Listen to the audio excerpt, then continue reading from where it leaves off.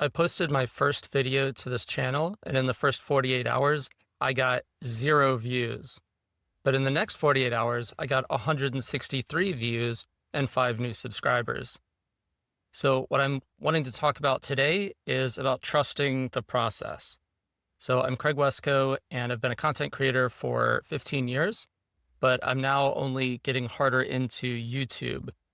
I've started making videos about 6 years ago on YouTube, and the video editing took way too much time. So I focused most of my efforts on ranking for SEO using blog posts and other places other than YouTube. But now with all these AI tools that are available, it's making video production much easier. So I can produce way more content with the same amount of effort.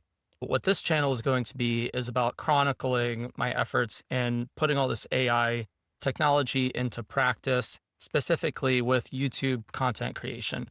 As my first follow-up to my initial video, I wanted to give you a little update on how things are going.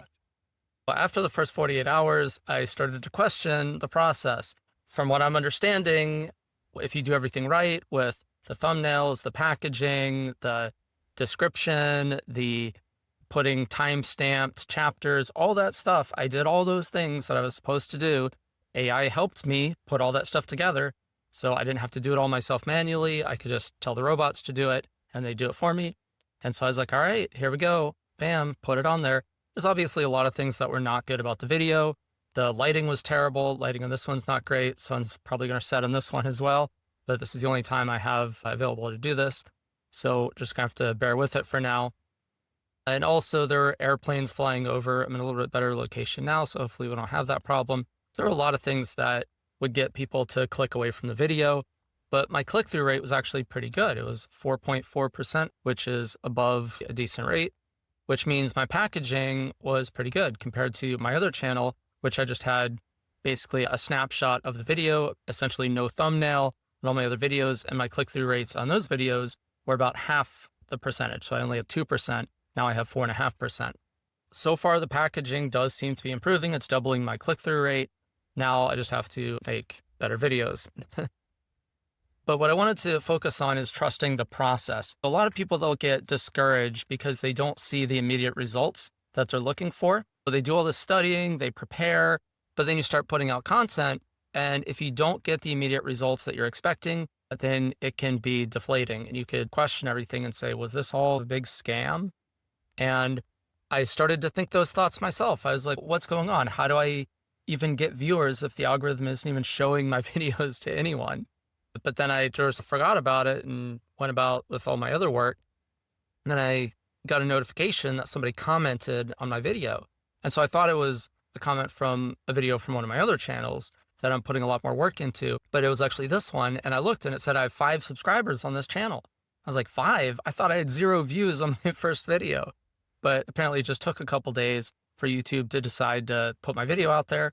I'm not sure why that happened yet, but hopefully I'll figure that out and be able to relay that information to you. I'm theorizing about why. Maybe they just had to check the channel, make sure I'm legit, or maybe they just weren't sure where to send it out to, or maybe it just was put into the system to be sent out and it just took a couple days for my turn to come up. I don't know. But whatever it was, I now have 163 views on the channel in the next 2 days and 5 subscribers. So if you're one of those subscribers, thanks. But what I wanted to talk about today was about trusting the process. I packaged the video with the title that was suggested. So I had my own initial title, and then I'm using vidIQ. That's one of the tools I use. And it says it goes too long, didn't have enough keywords in it. So they suggested a few other ones. So I picked the one that I liked, that they thought had a high rating. So I just went with their title. And then I used the vidIQ thumbnail creation tool, which is actually free. You don't have to subscribe. I pay for the subscription, the lowest tier, but you can actually use this even if you're not paying for it, which is great. And it gave me 3 thumbnails based on what I said the video was about. And there was one that I thought was good, so I just chose that one. You can actually compare thumbnails with YouTube to see which one gets the higher click-through rate, and then you just go with that one. I've experimented with that a little bit, but for this one, there was one that I liked and the other 2 I didn't like, so I just went with that one. And that was what's known as the packaging, where I have the thumbnail and the title of the video. Because if you don't have a good thumbnail and title, nobody's even going to click on it. So you could have the best video in the world, but if nobody clicks on it, nobody's going to know.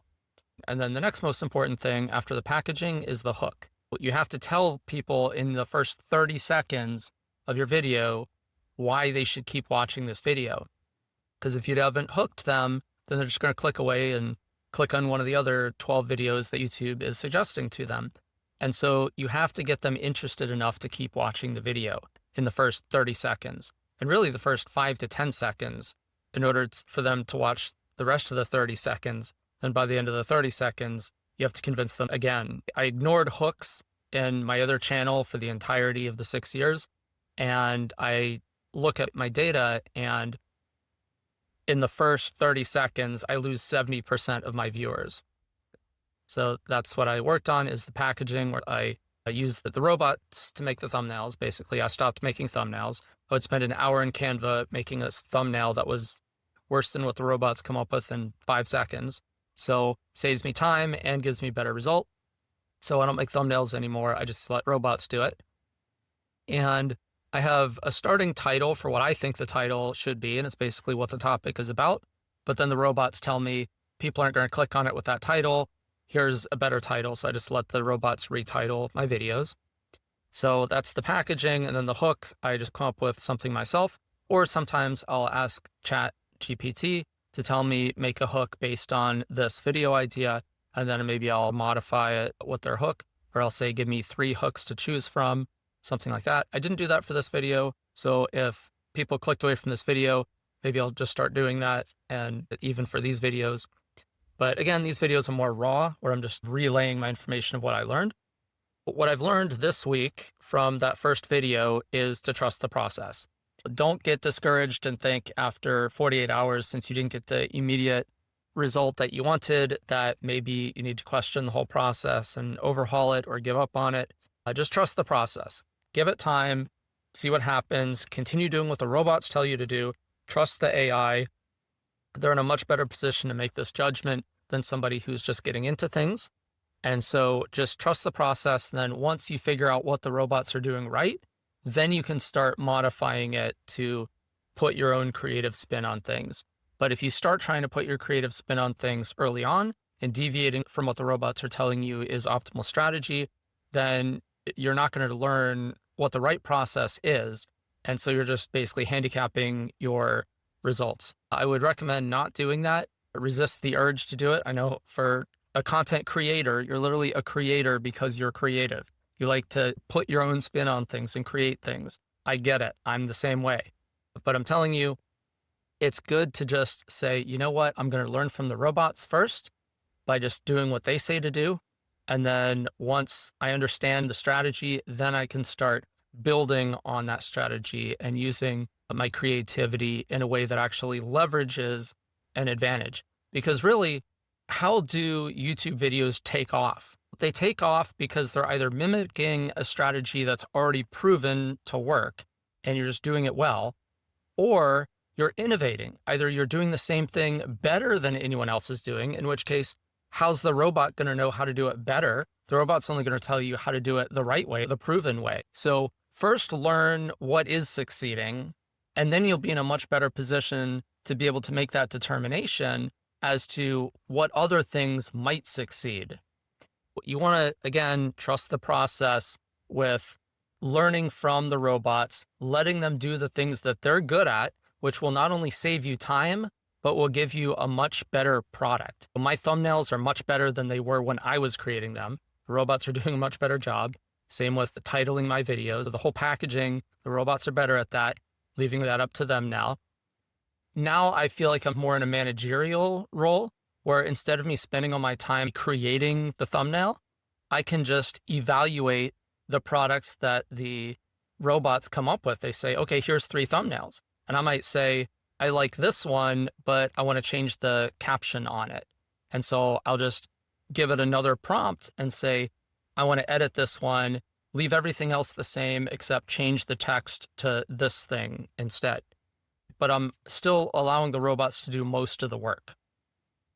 In my other channel, I started using these music programs. So there's Suno AI, and there's a couple of other ones. I signed up for one. I forgot the name of it already. I didn't actually like it as much as Suno, so I think I'm just going to unsubscribe after the first month. But I am going to continue to use Suno. One of the things I'm using Suno for, again, my other channel is a religious channel. It's a cross-section of Bible content and veganism. And I'm making music on Suno, where you could just give it a couple of prompts and tell it what kind of genre, what do you want the topic to be about, maybe say some specific things, saying, I want this line in the chorus or something like that. And then you just say, boom, make me a song. And it'll make you 2 songs based on that input. Usually one is a fast upbeat melody and the other one's sort of a slower melody. So you have 2 different choices to choose from. It's not professional studio quality, but it's actually good enough that I like listening to it when I'm driving in my car, for instance, because it's music that is exactly what I want. If the things I didn't like, I reprompted until I liked it. So now this is music that fits exactly what I want. But what I use it for now is on my other channels, it resonates with the message and it brings this whole emotional element that wasn't there before.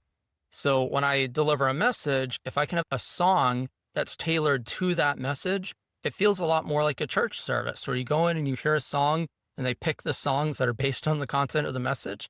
But instead of having to pay royalties or deal with copyright strikes, I could literally just make my own music. So now for $10 a month using Suno AI, and it takes me, I don't know, 15 to 30 minutes to make a song. And it really could take 5 minutes if you just go with the first one that they put out. But it's actually a fun thing I enjoy doing as well. So it's like an hour of time that I look forward to once a week to make music that corresponds with my messages. And so then I just add it to the video, and I feel like it significantly improves the video. It makes it seem like I have my own worship team at my church that I'm delivering messages to. And I think it creates a much better user experience as well. So I don't know what niche you're in with your videos, your content creation, but I would suggest looking into Suno AI. By the way, I'm not sponsored or anything, I'm not benefiting. I'm just sharing my information. And so then you don't have to deal with copyright strikes. You don't have to deal with anything like that. You don't have to worry about using the same music that everyone else is using in their videos. You could just choose your own music and create it yourself. And then you can even put it on Spotify and whatever, and then choose that to get royalties off of your own videos using your own music and allow others to use it as well and make royalties that way. I don't know if I'm really going to make any money off of Suno. If I can pay for itself at $10 a month, great. I'm happy with that. But really, I'm using it to enhance my content that I'm creating for my channel by being able to add this whole new element of music. And I'm sure whatever niche you're in, there's got to be some way to leverage music creation to improve the quality of whatever you're doing. And speaking of monthly subscriptions, with this AI technology developing so quickly, and with all these major players, like there's Google, who just announced that they have this VO3, which is like VEO3, as their new system that's coming out, and it's not completely rolled out. They still have a few other things that they mentioned, but isn't available to everyone yet. They have this Whisk for video creation, which just looks amazing, but it's super expensive. It's $250 a month. Just ridiculous, and not even a ton of generation credits at that rate. I'm going to wait and see what happens with that. I'm not going to put that much money into it. But then there's Claude, and there's ChatGPT, and then there's all these different editors. I'm using Descript as my main editor, but then there's Video AI, which you can actually put out videos super quickly. I can make a video in 30 minutes. That would have taken me all weekend before or longer, which is really cool. I love that program. But I don't want to sign up for anything for 12 months because 2 months later, a competitor might come out with a better program and I want to switch over to that one. And then why did I pay for an extra 10 months of this program when I don't even use it anymore? I now want to subscribe to something better. So we're in a weird space right now where the technology with AI and video editing and content creation is advancing so rapidly, making so many huge leaps, whether it's increasing the quality of the output or increasing the efficiency, which means you can create the same quality at a much faster pace, that it really doesn't make sense to sign up for 12 months of something. I started using Opus clips and putting them on my channel, and I was getting a ton of shorts views. And I was like, wow, this is a great tool. This is saving me so much time. I used to have to spend a whole day or weekend making snippets of my long form content, and it just packages it all. It gives it a virality score, saying these are the clips that you should go with. These are the best ones to choose from. It writes the description, puts hashtags, and you can just post it directly from Opus clips. I was like, this is saving me a ton of work. So I'm going to sign up for this for the full year and get the discounted rate if you choose the annual plan instead of the monthly plan. So I signed up for it. And then about a month later, I was like, I'm not sure I even want to use Opus clips, because this other program that I'm using in Descript, it'll just automatically convert it for me. So I'm already paying for that same service with a different platform that I'm now using that I wasn't using when I signed up for Opus clips. And so now I'm regretting making this purchase that at the time, 2 months ago, sounded like this slam dunk deal that was going to save me a ton of time and was going to provide a ton of value. I found myself doing this multiple times already. I've told myself, no matter how good of a program this is, and no matter how much time it's saving you, no matter how high quality it is, 6 months from now, I can almost guarantee you there's going to be a competitor that's offering something better at the same price or lower. And so whatever it is, sign up for 1 month and just pay the monthly rate. But that's the lesson that I'm learning. And right now, that's the advice that I'm giving to people. Because there's so many out there, and by only doing it month to month, yeah, you're paying a little bit more, but it gives you the freedom to switch to another program. So I'm wanting to try everything new that comes out, except the ones that cost $250 a month. Just got to wait on those. But the ones that are affordable, I want to try them all for 1 month. And if they do what I'm doing better than what my other programs are doing, then I'm just going to cancel the subscriptions to the other ones and go with that one. I think I'm subscribing to 7 different programs right now. And whenever a new one comes out, I'm going to try it.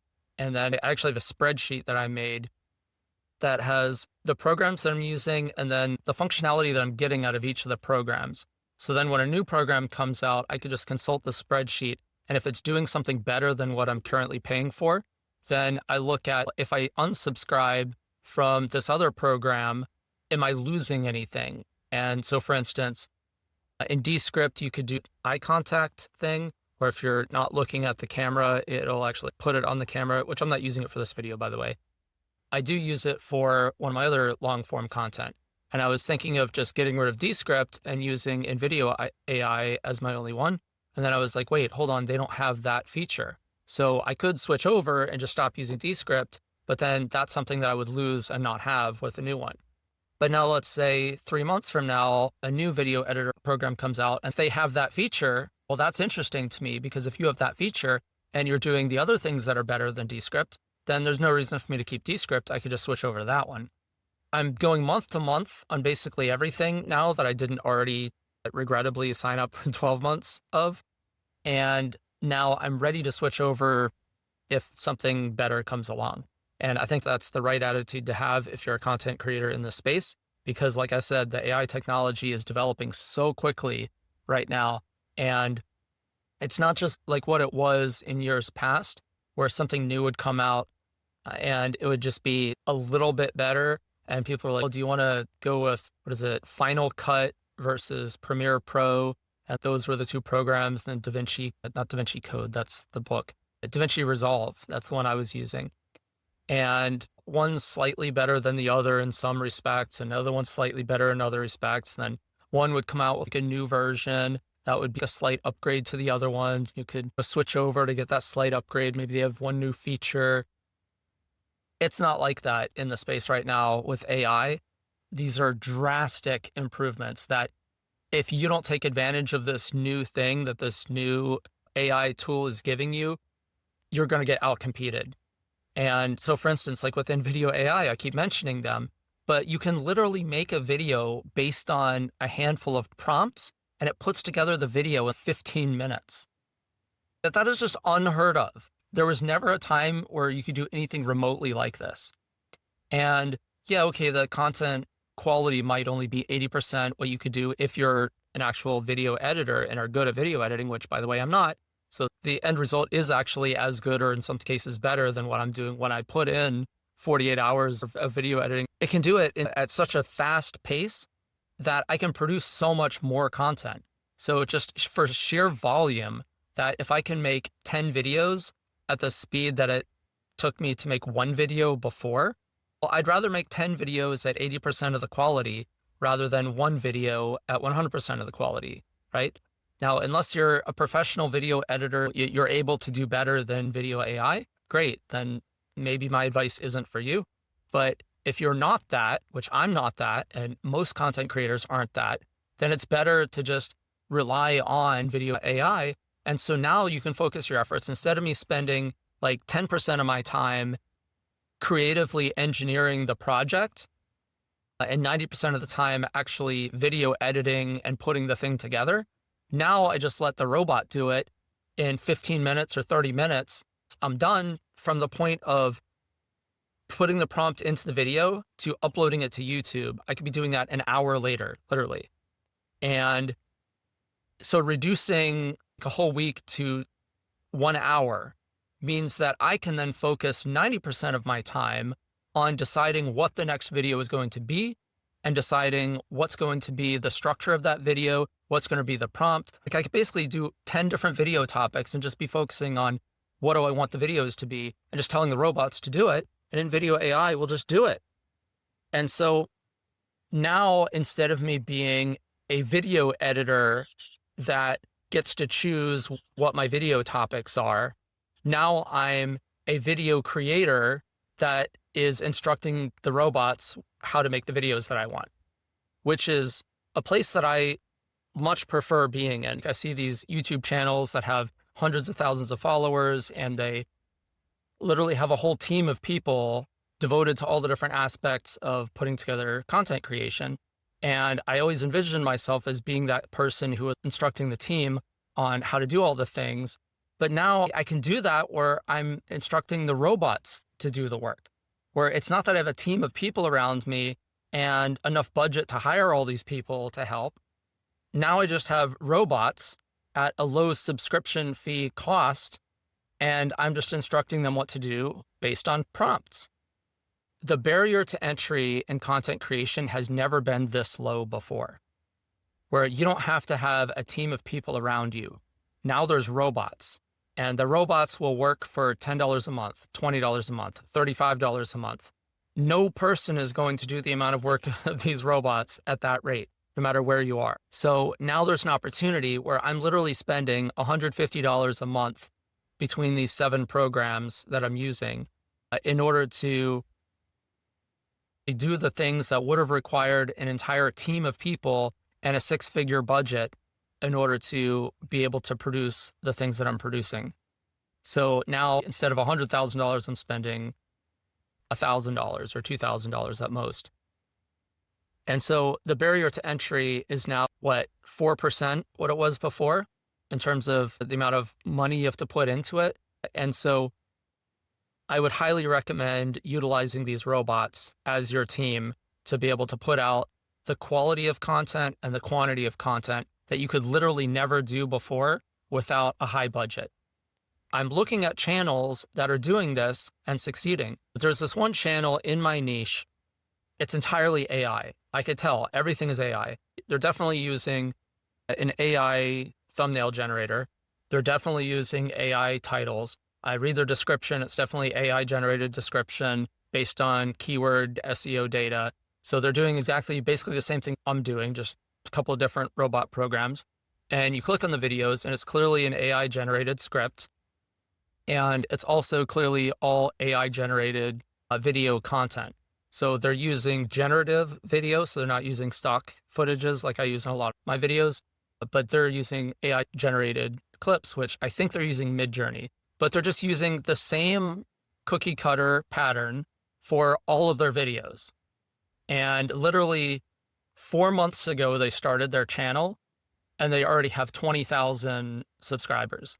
And when I look up all these keywords in my niche, they're consistently ranking in each of those ones that they have a video in. So they're clearly using something like vidIQ to do their keyword research, to tell them what topics to be making videos on.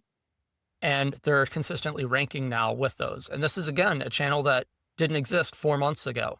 And they already have 20,000 followers, which is more than my channels do. So I was like, all right, I give in. Like, I'm willing to start doing this. And they have, I think, 20 videos on their channel. There's a lot of people, they're very resistant to AI. They say, oh, I don't know, it's not real. I don't like it. It's not for me. Well, it might not be for you, but it is for the YouTube audience. They've clearly shown they want AI content. And especially when they're getting 10 times as much of it, because you can produce 10 times as much with AI assistance. The 2 takeaway messages from today is trust the process. Robots know what they're doing. Learn, let them do their thing. And only when you're succeeding using their process can you then leverage your own creativity to break the mold and try experimenting with new things. Don't handicap yourself by deviating from the optimal strategy that the robots already know and are good at. So trust the process, even if you're not getting the immediate results that you want. 2, don't do 12-month subscriptions, do month-to-month subscriptions, because the AI technology is developing so rapidly, so quickly, that you're going to want to switch in 6 months, half your programs that you're using. So just do month-to-month with that. And then also just embrace AI. But let the team of robots be your team that allows you to gain that competitive advantage over your competitors in your niche. Because if they're not using AI and you are, you're going to be able to produce way more content that's high quality that people are demanding. And you'll be able to dominate your niche. And if one of them is using AI and you're not, then they're going to dominate you. Embrace the AI, learn the AI, figure out how to use the AI to your advantage, and become a team manager of robots that allows you to gain that competitive edge in your niche. So this is Craig Wescoe chronicling my foray into AI as a content creator. Subscribe if you haven't subscribed for more strategies on how you can use the robots and all the AI technology to outcompete your competitors in your niche.